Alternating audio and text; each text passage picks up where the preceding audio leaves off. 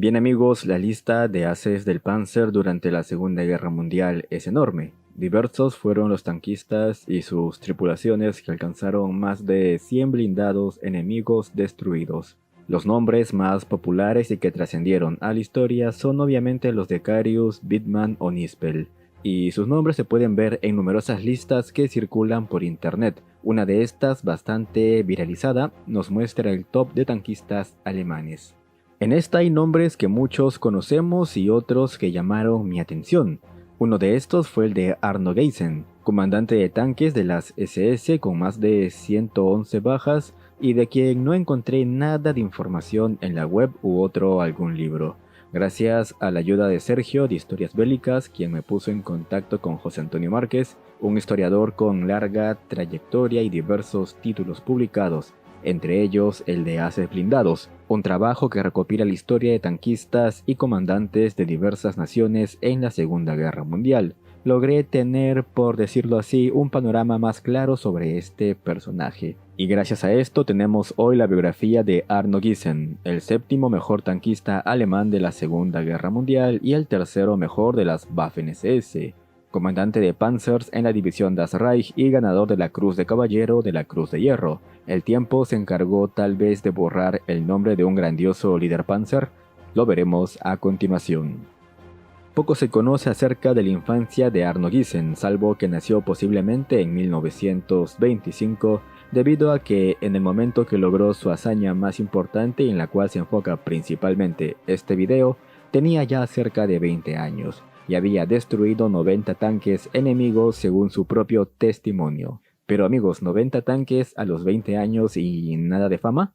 Posiblemente el Ministerio de Propaganda alemán, después de la muerte de Wittmann, evitó convertir en héroe nacional a cualquier otro tanquista de las SS, asumiendo que su muerte sería un duro impacto para la población en tiempos de guerra. Pero hay cosas claras sobre este Arno. Fue oficial en la división Panzer Das Reich, había combatido en Rusia en 1943, posiblemente en Kursk, peleó en Normandía, en las Ardenas y en los últimos combates de su división antes del fin del conflicto mundial que lo llevaron a la defensa de un puente en Viena. A lo largo de estos años, Arno cosechó diversas condecoraciones, una de ellas la placa de asalto Panzer con 75 asaltos, un número bastante considerable y que concuerda con los 90 tanques destruidos que él afirmaba. Además, en esta acción que veremos a continuación, Geissen luchó junto a otro gran tanquista, el popular Ernst Bergmann, un hábil comandante de Panthers conocido por su emboscada a un grupo de Shermans en el frente occidental. Bien amigos, el día 12 de abril de 1945 el puente Florisdorf de Viena se había convertido en oro puro. Era el único puente que estaba en pie en toda la ciudad, convirtiéndolo en un punto estratégico de importancia para soviéticos y alemanes. En la defensa de esta valiosa posición se encontraban los hombres del regimiento der Führer de las SS, apoyados por un pequeño grupo blindado del segundo regimiento Panzer de la división Das Reich. Las tropas que controlaban cerca de 2 kilómetros de territorio al otro extremo del puente eran atacadas de manera constante por unidades de avanzada del Ejército Rojo y milicias locales que apoyaban a los soviéticos. Los alemanes no podían detonar el puente ya que la infantería y los tanques buscaban mantener posiciones que permitieran cubrir, en caso de ser necesario, una retirada del resto de tropas. Si lo volaban, quedarían irremediablemente atrapados a merced de la artillería enemiga. Aquella tarde del día 12 de abril, el coronel Enselin de las SS mandó a reunir a todos sus tanquistas para una reunión de emergencia. Uno de estos que acudió fue obviamente Arno Geissen, pero no fue solo. Lo acompañaba también el resto de su tripulación. Su artillero, el sargento Gerd Eggegotz, de 23 años, se había unido a la división en 1943.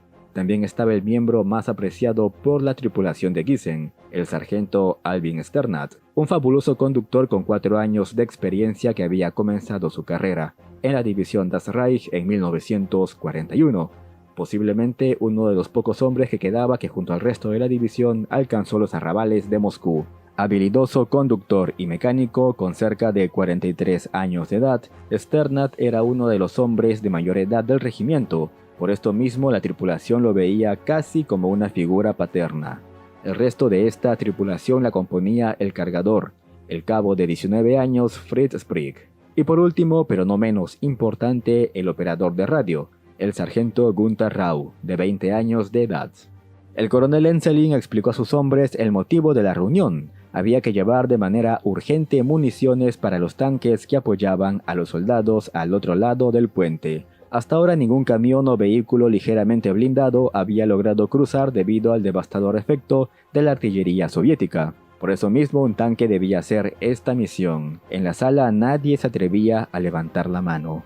Sabían que muy posiblemente esta era una misión sin retorno, pero el sargento Sternat, a nombre de su tripulación, levantó la mano.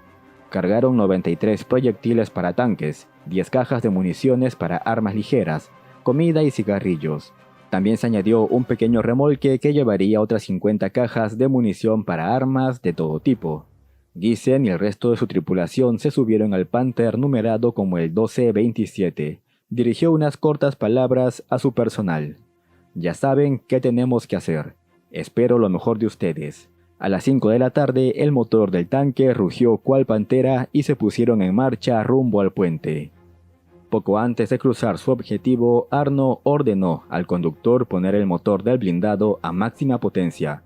La artillería alemana también abrió fuego de contrabatería para reducir la intensidad del ataque ruso contra sus posiciones y facilitar así el cruce del blindado. En una gran muestra de habilidad de conducción, el sargento Sternat logró llevar a la bestia de acero al otro lado del puente, en medio de las bombas de artillería y disparos de armas ligeras enemigas. Giesen suspiró aliviado cuando se encontró con un soldado alemán de avanzada que lo llevó a sus posiciones. En dicho lugar había otro Panther de la división Das Reich. Este era el de Ernest Bergmann, uno de los comandantes más populares y respetados de la división. Si bien Arno no lo conocía en persona, había oído hablar mucho de él. Los suministros fueron entregados y ambos comandantes se reunieron para coordinar esfuerzos y evaluar la situación. En ese momento se oyeron gritos acerca de la llegada de un tanque ruso. Ambos carristas subieron de inmediato a sus blindados, pero Bergmann no pudo disparar a comodidad contra el IS-2, ya que delante de él había semiorugas alemanes. Sumado a esto, el pesado tanque soviético se dio cuenta del avispero al cual se estaba metiendo y empezó a retroceder. Cuando la calma parecía volver, se escuchó una fuerte explosión proveniente del Panther de Bergmann, el cual presuntamente había sido impactado por Panzerfaust, usado por una milicia enemiga prorrusa. La explosión causó graves daños y Giesen pensó que Bergmann había muerto. De hecho, así lo relataría años después. Sin embargo, Bergmann llegó a sobrevivir a la guerra. Mientras tanto, la infantería alemana empezó a limpiar las casas cercanas en busca de los atacantes. Giesen informó a su oficial lo ocurrido y recibió la orden de asumir la posición del tanque de Bergmann en apoyo de la infantería durante 24 horas. El Pantera protegería el lado oeste del puente junto con 2 cañones antitanque.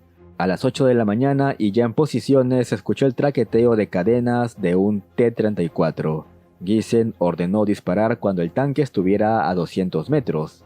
Tiro directo y el tanque voló en llamas. Aquella mañana fue bastante agitada para la tripulación. Otros 4 blindados enemigos aparecieron por la zona, pero Giesen y su Panther se encargaron de destruirlos.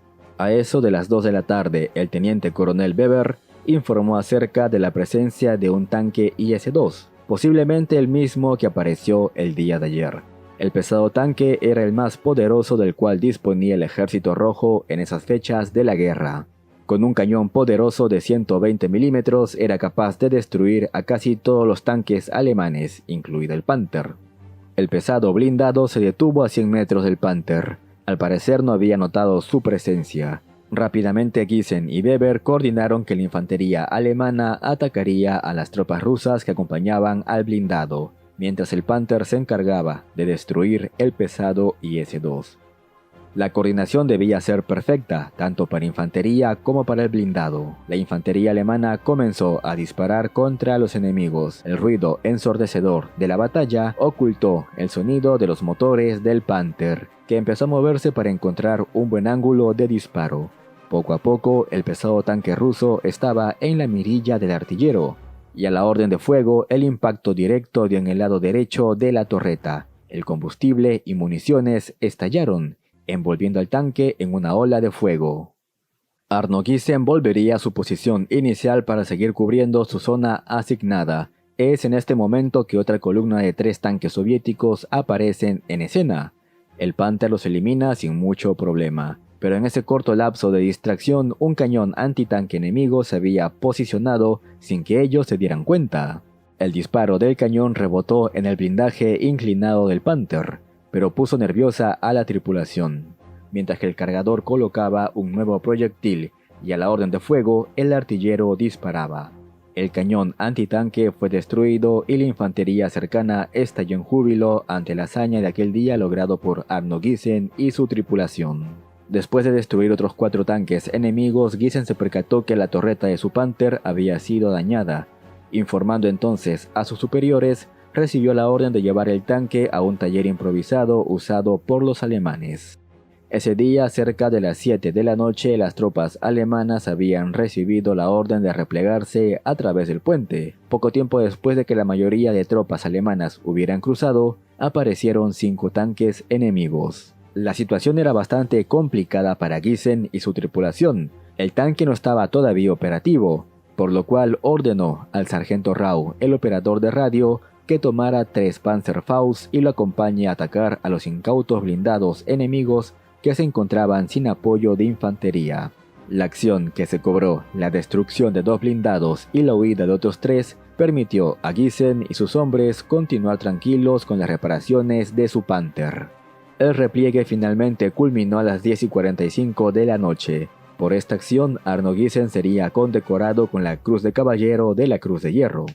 O al menos eso es lo que Arno Friesen relató. Y no me equivoqué. Friesen fue el apellido real de este veterano. Su historia, la que han escuchado, fue un poco diferente a lo que él contaba. Terminado el conflicto mundial, Arno Friesen fue liberado por el Ejército Rojo y se fue a vivir a Estados Unidos.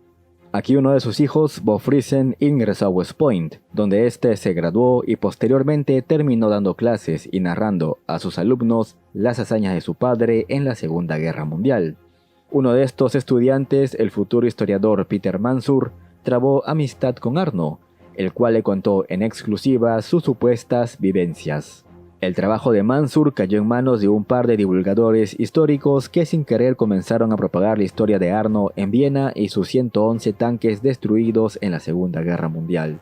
Más de 30 años después, un historiador alemán se puso a investigar sobre esta historia y dio con la hermana de Arno, la cual reveló todo.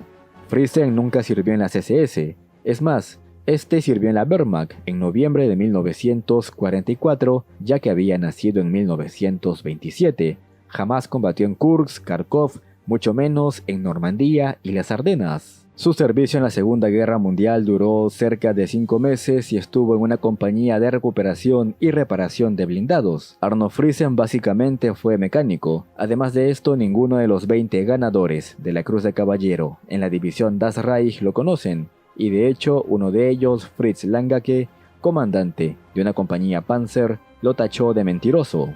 Langacke, que junto a Ernest Bergmann y Karl-Heinz Bosca dieron información muy diferente a la de Friesen, afirman que ningún tanque logró atravesar el puente para poder socorrer a las fuerzas alemanas del otro lado. Sin embargo, Friesen, tal cual héroe, se encargó él mismo, según su narración, de salvar a todos sus camaradas. Según palabras de su hijo Bo Friesen, quien también se encargó tiempo después de desmentir a su fallecido padre, Arno Friesen era un tipo muy carismático y hablador, a quien le encantaba contar historias. De hecho, a punta de palabreo, logró convencer a un antiguo general del ejército de haberlo conocido en Viena.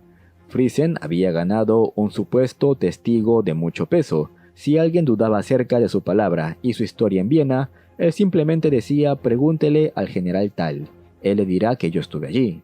Alguien que nunca se rindió en desmentir a Friesen fue Fritz Langacke, el teniente de las SS. Envió una carta al editor de la revista Armor, una prestigiosa revista militar de Estados Unidos que había publicado en 1986 la historia de Friesen en el puente de Viena.